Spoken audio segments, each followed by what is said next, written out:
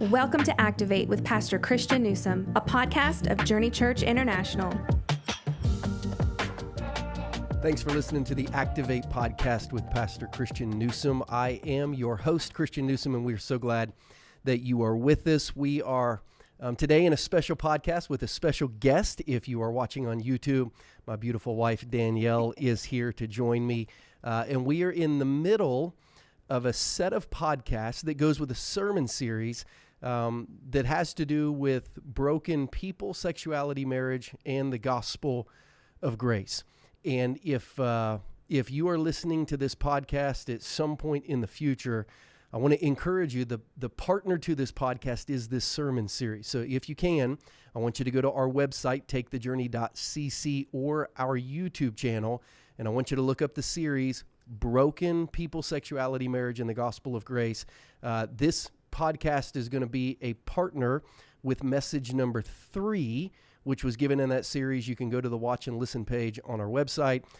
Go to the series page. They're all listed by alphabetical order. You'll go to the B. One of my great friends from Fredericksburg, Virginia, Pastor Daniel Floyd, taught a message called Tips for a Hard-Hearted Marriage. We did a marriage conference right around that time where Pastor Daniel and his wife Tammy laid out for us some areas that we need to have an intentional plan for in marriage. So this is part 1 of a 2-part podcast called 10 Tips for an Intentional Marriage. Because Pastor Daniel asked us this question: is your marriage something that you stumbled into or something that you have an intentional plan for?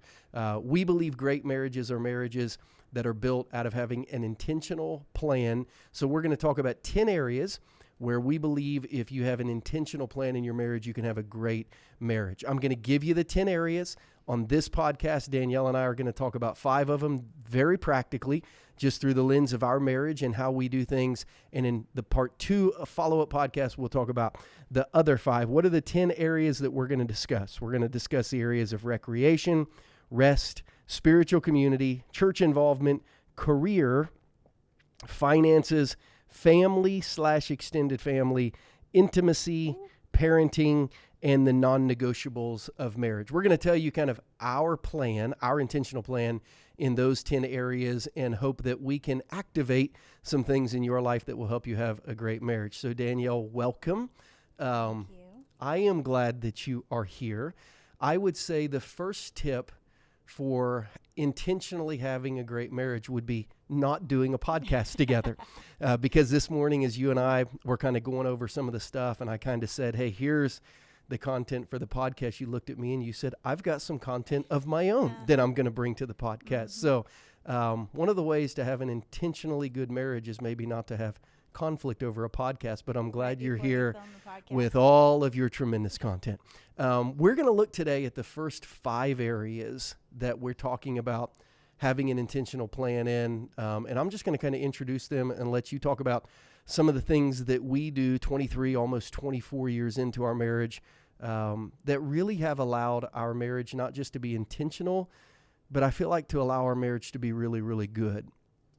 I would not rate myself high in a lot of areas in my life, but my personal walk with God, I would rate myself high because I have a very, very intentional plan, and I pursue it with everything that I have. I think our marriage is an area in my life that I would rate highly, not because of my perfection, but because we have a plan that we really, really intentionally pursue. So as we jump off into the areas, I think when you say that, I think it's important for people to know that we didn't get married and then have that. We got married, and then a few years down the line, we started experiencing the bumps and the heartaches and the failing each other in marriage. And then we're like, we're going to have to work at this if we're going to have a good marriage. So to give people like a lot of hope listening, just because you're a pastor or you're in ministry doesn't mean you're born with a great marriage. That's something you have to have a plan for. And our friends, Justin and Tricia Davis, who've written a book called Beyond Ordinary, they say that time plus unintentionality equals an ordinary marriage.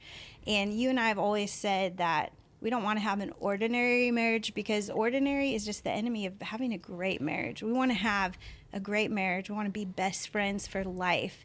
And so I think we've realized to do that, we have to work at it. We have to be intentional. And I think it came from some of the heartaches along the way. So if people are listening or watching right now and you have heartaches, that's just a great opportunity for you to take some new steps in your marriage. And I would say this as we talk through these 10 areas over 2 podcasts. The first 5 areas, I don't think anyone can get married without having, because they are literally the foundational blocks of relationship, recreation, and rest and spiritual community. There are some things that you cannot fall in love without and get married. So as we do these 2 podcasts, I would say the first podcast really are things to remember. They're really things to say, what did we do in this area to fall in love? The second 5 are kind of what you do to stay married. When we look at like financing and parenting and extended family, like no one on their first date says, I'm looking for some extended family.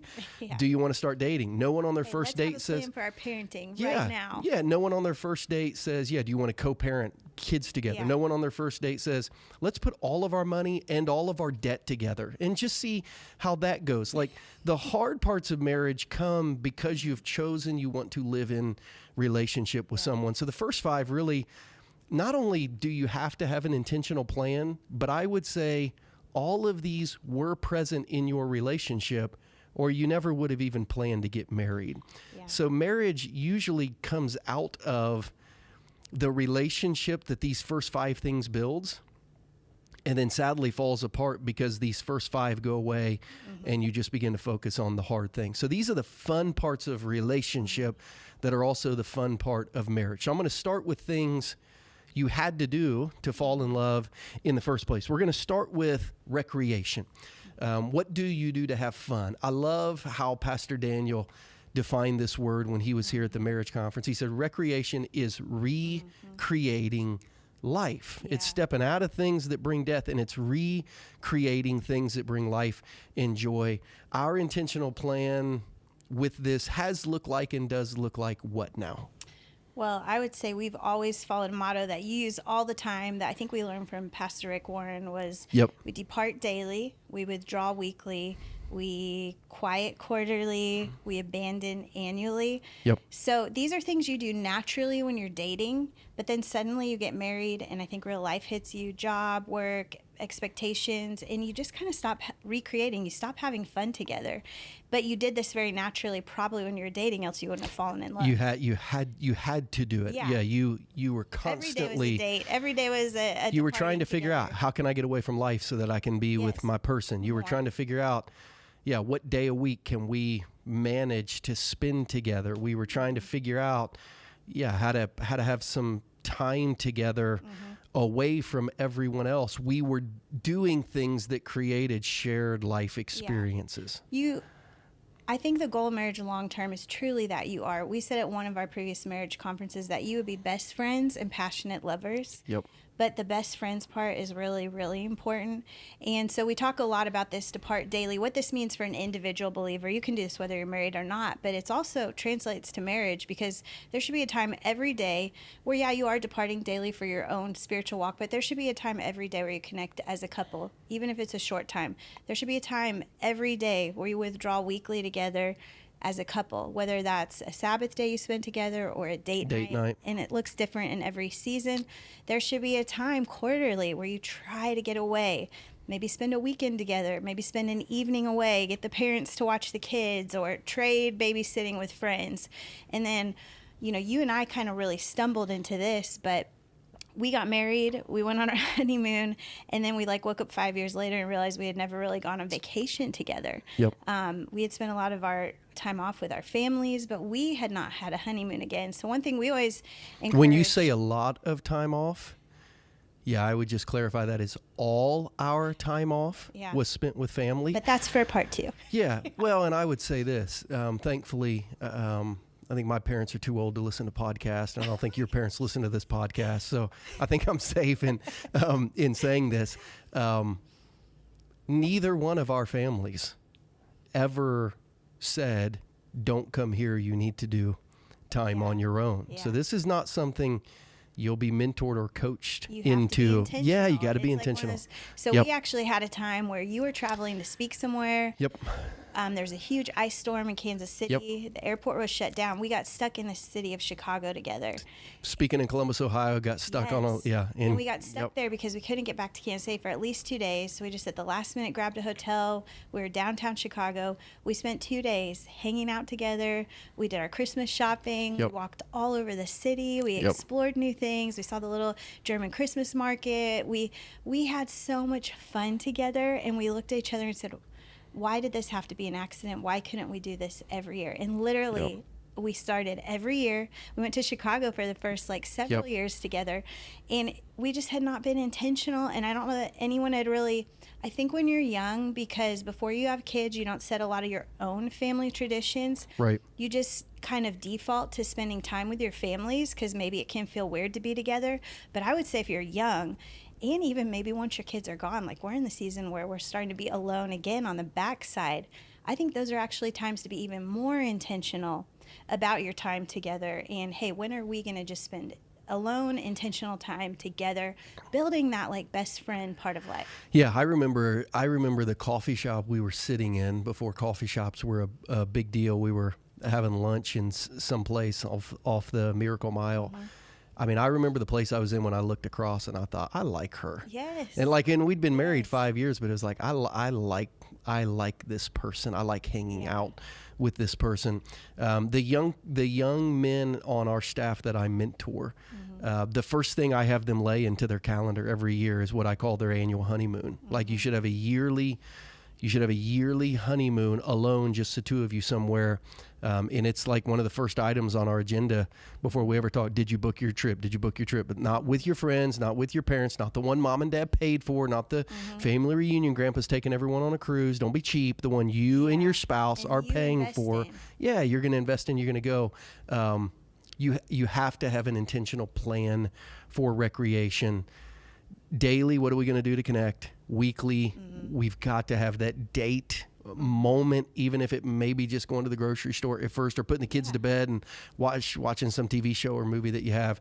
Quarterly, try to spend an overnight. Annually, take an annual honeymoon. Yes. Take an annual honeymoon. Yeah, and I hope we've been married 23 years, so I hope we're still doing this. We've been married 45 years and 50 years, and it'll look different in each season.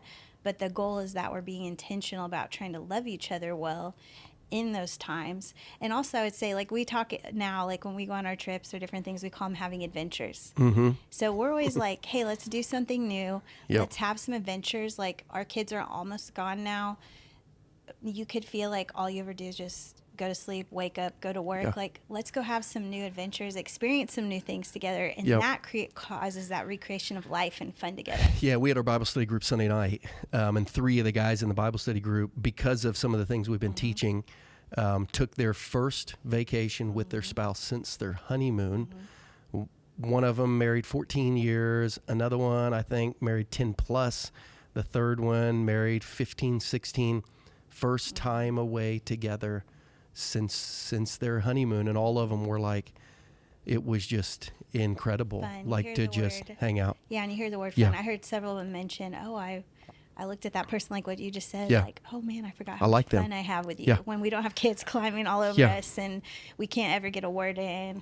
Yeah. So in recreation, you have to learn to rest. So one of the areas you got to have an intentional plan is an intentional plan to rest, to pull away, to get away.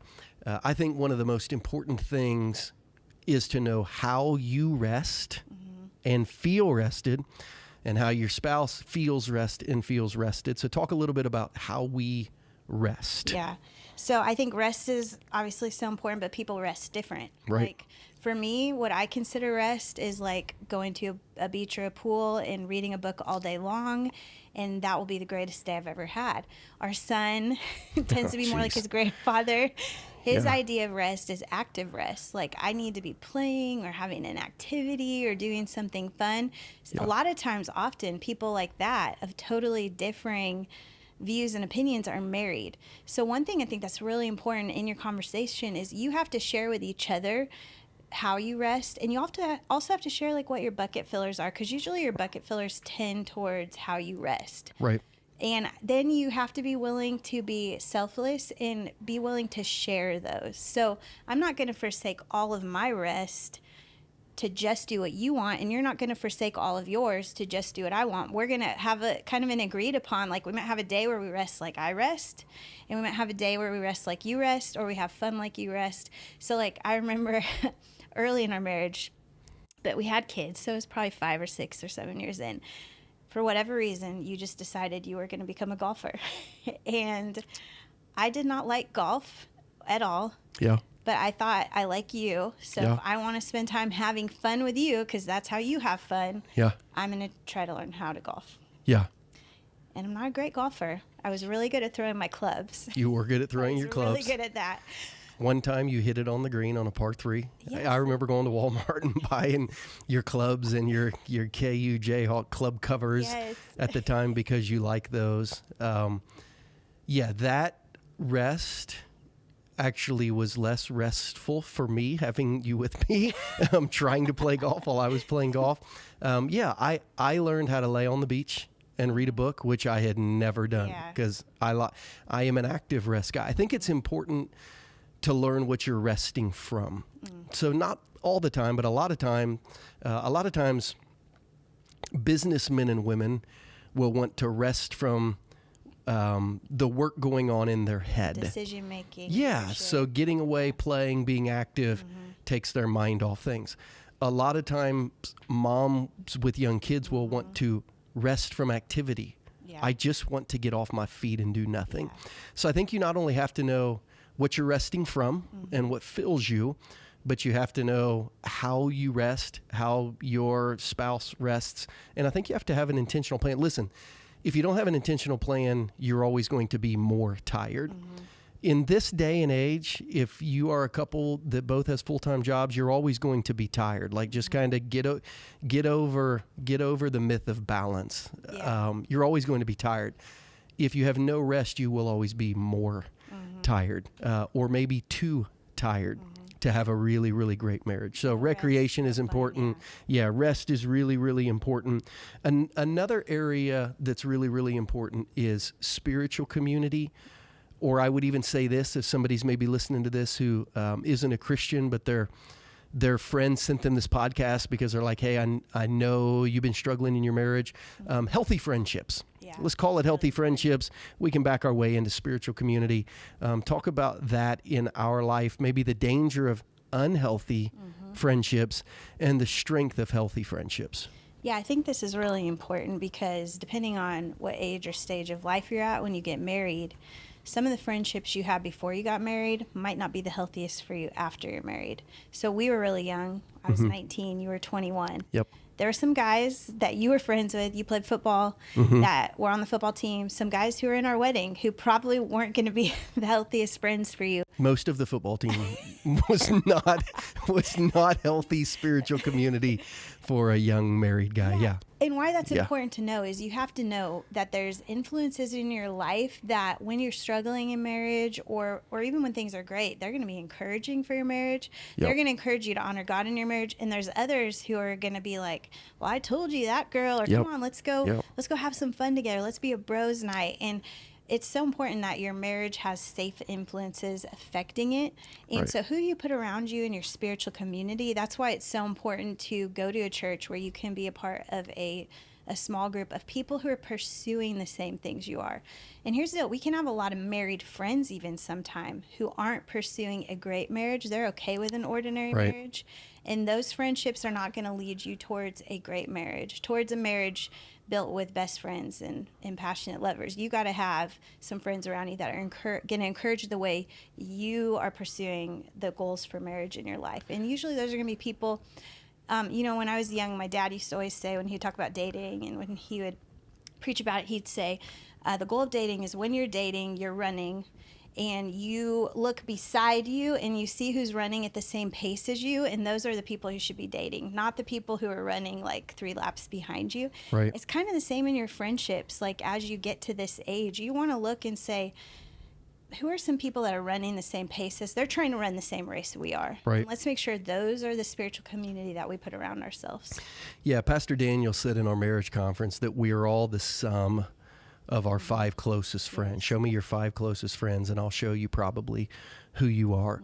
So, I think for us, all joking aside, my parents married, moving towards 50 years, your parents moving past 40 years of marriage. We've just had incredible role models, and even some of our friends who have great marriages have been great community for us. But then our spiritual community, Pastor Ryan always mentions the triangle when he marries somebody, that if you can picture a triangle, a husband at the bottom, wife at the other corner, Jesus at the top. As a couple gets closer to Jesus, they get closer to each other. I think the exact same thing is true with friendships. If you have friends who are pursuing Jesus, the closer you get to them, the closer that you should get to Jesus. And being able to talk through life situations that are coming at you full speed with the proper spiritual worldview is so important. The question is not, will your marriage be hard? The question is, will you have the proper biblical worldview when your marriage is hard? The question is not, will tragedy come? The question is, will you have a proper spiritual worldview when tragedy comes? The question is not, will you disappoint your spouse or even violate some of your marriage covenant? The question is, when that happens, will you have a biblical worldview for those things? And the answer for all those is, it depends on who you're talking to. To be honest with you, your first round of counselors, your first filter for the Holy Spirit are going to be the first few friends speaking into your life about anything. So I think it's so important to determine to find spiritual community and try to do life in spiritual community. Even if you don't have it, you just keep trying. You need to go to that church. You need to get on that serve team. You need to get in a small group. You need to be faithful for 6 weeks and kind of feel your way through it, and just refuse not to live in some type of spiritual community. Chip Ingram, who's a pastor of nearly 50 years, who's a tremendous author and blogger, runs a nonprofit ministry. And the way they talk about thriving spiritually in the business community, they use the word bio. That if you have a strong bio, you can have a strong faith walk. The B stands for before God daily. The I stands for in spiritual community weekly. And the O stands for on mission 24/7. Like God has created me to do something for him, and I am on mission 24/7. So spiritual community is important. Your church, having an intentional plan for engaging in church and being on mission in church is equally important. And we did that long before we worked for a church. Yeah, and before we head there, I'd just say 2 brief things. One, I think regarding your spiritual community, like obviously we're a church who's trying to reach people. So we're not saying cut all relationships out of your life, but your closest friends who advise you, who you seek prayer and counsel from, you really have to look for a strong group of believers. But I would also say it's really healthy for you in your spiritual community as a marriage to have a marriage mentoring couple in your life, someone who's 10 to 20 years ahead of you, who you respect their marriage. Like, ask that couple if you can take them to dinner every quarter and just have them to seek guidance from. Your friends are great for, man, I'm just going to pray for you. Here's something we've tried. But to have someone a little further ahead of you, sometimes counseling is possible, but sometimes you just need a good, older, more mature Christian believer to come around you and just give you some advice and prayer. So, and a meal will be cheaper than an hour of counseling. Exactly. Yes, exactly. Yeah. Regarding church involvement, so you and I got married, like I said, we were 19, we were 21, way before there was a pastor Christian. And I think, again, going back to our parents, we were just raised by families that this was a value. Right. We were really thankful they taught us. So it tells us how important of a value it should be for us as we're parenting. But we, from day one, when we got married, I mean, you played football every weekend. We were at church every weekend as much as possible, attending as college kids, like very broke college kids, probably praying someone would offer to take us out for lunch after church. But we went to Sunday school. Then we signed up to serve together. We led in the middle school ministry together. And I just think back, as I think back to that, before we were in ministry, before you were pastoring, we were basing our life in the church, and we had such a healthy foundation set for us so that when we had hard times, the foundation was built. I just can't say enough about being involved in a really good church with a good community around you.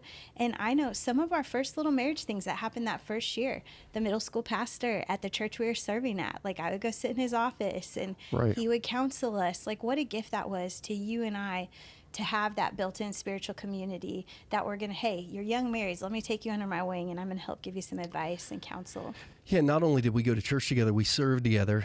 And I don't know that we've ever had this discussion, but I had never served in a church doing anything until I met you. Oh, wow. It was your culture, not mine. Mm-hmm. But because I wanted to be with you, it's like, well, if Danielle's serving, I'm with her. Mm-hmm. So sign me up as, I am her plus one. And yeah, you're right. We'd be playing a football game at Boone, North Carolina against App State or against Western Carolina, Marshall, Huntington, West Virginia. We'd have a bus trip back, get back at 4 or 5 a.m., and then we'd be up at 9 o'clock for our middle school Sunday school that we served together in, church service together. And I think that just, it helped us from the very beginning live on mission for who Jesus had created us to be. And we started our entire marriage conference with the thought of, you'll never be a healthy we unless you're a healthy me. If you're a follower of Jesus, you cannot be a healthy me unless you are serving in Jesus' mission. If you're just taking in and never giving back out, you're just going to become a fat, overweight, stuff your face Christian, more doctrine, more teaching, more podcasts, more messages. You got to work that faith out in serving other people. You as a Christian couple will never have a healthy marriage if you're not a healthy Christian. You cannot be a healthy, in-shape Christian unless you're on mission in the Church of Jesus. Part of marriage is sometimes encouraging, but it's sometimes challenging in a tactful, loving way. You should always encourage your spouse. Hey, there's Tuesday night men's groups. Go be in a Tuesday night men's group. You should be encouraging. And sometimes you might have to come along and challenge. Like, I know you might not want to do this, but because you love me, I'm asking you to try this. Try it. Like, test it. Let's see if it works. Like, just keep trying. And I think if you've ever had hurt in church, it's important that you don't give up. Try again, because there's got to be some disciplines in your life that you just do and you might not see the fruit of right away. Like, I'm the person who would like to go to the gym and like lift one heavy weight and be like, boom. But that doesn't happen. Like, I want to see the fruit right away. But you got to keep going. You got to keep showing up. Have some healthy spiritual type disciplines, and church involvement and church community is one of those. That's so important. And if you invest, the investment you make pays off over the long haul in your relationship. Probably things we were learning those first few years we didn't even know we were learning because we were just being faithful. There's not a lot of faithfulness in today's world. Decide as a couple, what are some things we're just going to be faithful to, whether it's easy, whether it's hard, because we just know that God will honor this and he'll bless it in our relationship. The last area for this first podcast, number 5, is career. Have an intentional plan for your career. I would say this. Regardless of the career that you're in, your intentional plan for your career needs to be this. If you do not have a career that lets you depart daily, withdraw weekly, quiet quarterly, and abandon annually, if you do not have a career that lets you rest, if you do not have a career that gives you time for spiritual community, if you do not have a career that lets you engage and live on mission in the church, you have the wrong career. You can have a great marriage, or you can focus on a great career, and you can have a great career and a great marriage, but only if the great marriage is the priority. If you pursue career, marriage may fall completely apart. So I would say when it comes to a career, regardless of what you do and how you do it, you have to base your career on what it will take to have a healthy marriage, and then give those boundaries to the person you're working for, and they may decide for you, this career is not for you because your marriage is healthy. So I wanted to be a lawyer coming out of high school. So I was a kind of a government poli-sci major my first year at Liberty, and loved the whole history government stuff. Loved the legal field. Thought that I might be good at that. And between, you're really good at arguing. Between my freshman in sophomore year of college, I got to shadow a law firm in Columbus, Ohio, where some of my dad's attorneys that he had a guy who had played high school football for him, who did some legal work for him in Columbus. They let me shadow at their law firm.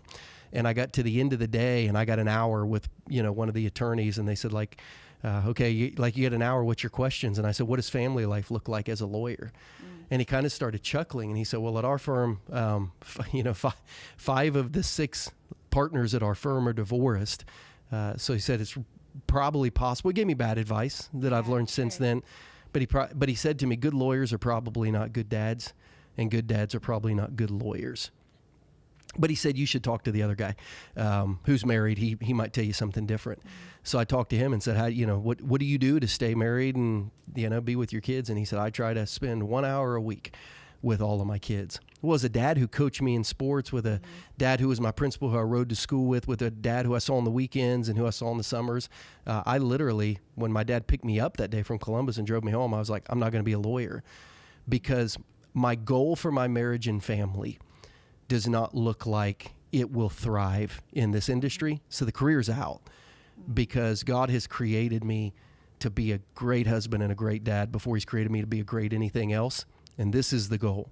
So I would say, when it comes to having an intentional plan for your career, just make sure it's a career that can be shaped around you being a great follower of Jesus, a great spouse, and a great parent. Yeah, I'm sure some of the people listening, like, you're working in a toxic work environment, Yeah. and you don't even realize how much it's affecting your marriage. Yep. Or you're working with some people who, like we talked about, how important it was to have healthy spiritual people around you.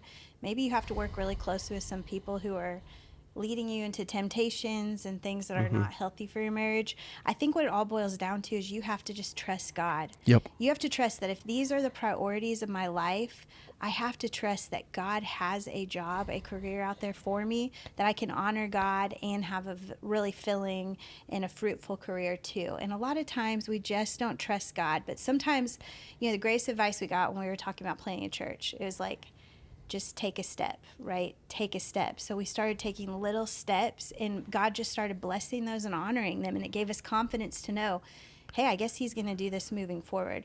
And I think your finances, which we'll talk about in part 2, tie into this. Some of us are tied to careers because we've set an unsustainable life that we have to have this career. So I think that'll be a good part to talk about in part 2, because you have to talk about, as a couple, like, is the wife going to work? Is she not going to work? Is that going to change in different seasons?